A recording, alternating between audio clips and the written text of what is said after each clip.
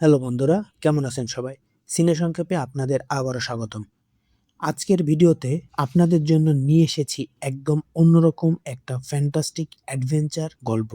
যেখানে আছে ভয়ঙ্কর মনস্টার, রহস্যময় অভিশাপ আর এক অসম্ভব বিপজ্জনক যাত্রা।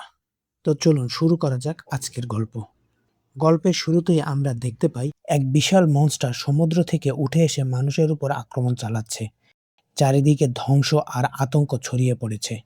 মনে হচ্ছে যেন মানুষের উপর এটা কোনো ভয়ঙ্কর শাস্তি। এর পরের দৃশ্যে আমরা পরিচিত হই বাই নামের এক ছেলের সাথে, যে এই গল্পের মূল চরিত্র।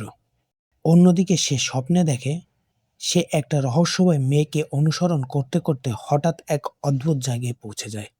সেখানে সে দেখে সুন্দর একটি বাগান আর নদী। হঠাৎ করেই সেই মেয়েটি নদীতে ঝাঁপ দেয়, আর বাইও তার পেছনে ঝাঁপ দেয়। কিন্তু নদীর ওপারে পৌঁছানোর সাথে সাথে আকাশ থেকে এক বজ্রপাত হয়, আর মেয়েটি ধীরে ধীরে মাটির ভিতরে তলিয়ে যায়। বায়ের চোখের সামনে সে মারা যায়। ঠিক তখনই আমরা জানতে পারি এসব আসলে বায়ের একটা স্বপ্ন ছিল।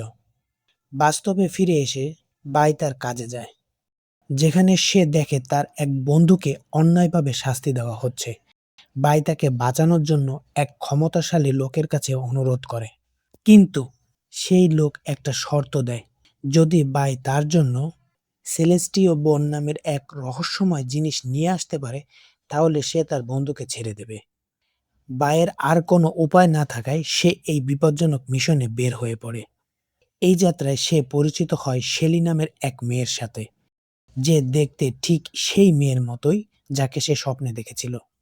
শেলি তাকে সাহায্য করতে রাজি হয়, তবে শর্ত দেয় পুরো যাত্রায় তাকে সঙ্গে নিতে হবে। এরপর তারা নৌকায় করে যাত্রা শুরু করে। মাঝপথে তাদের সাথে এক রহস্যময় মানুষ যোগ দেয়। পরে জানা যায় সে একজন বিজ্ঞানী। যাত্রার এক পর্যায়ে হঠাৎ করে তাদের কম্পাস কাজ করা বন্ধ করে দেয়, আর পানি থেকে এক বিশাল মনস্টার উঠে এসে তাদের উপর আক্রমণ করে। অনেক কষ্টে তারা সেই মনস্টারের হাত থেকে রক্ষা পায়। বিজ্ঞানী তখন তাদের বলে এই পথ মোটেও সহজ নয়, সামনে আরো অনেক বিপদ অপেক্ষা করছে। এরপর তারা পৌঁছে যায় এক রহস্যময় পাহাড়ি মন্দিরে। সেখানে ঢুকে তারা নানা ফাঁদ আর বিপদের সম্মুখীন হয়। বরফের গুহা, পিচ্ছিল পথ, আর হঠাৎ করে আক্রমণ করা নেকড়ের দল, সবকিছু মিলিয়ে পরিস্থিতি হয়ে ওঠে ভয়ঙ্কর।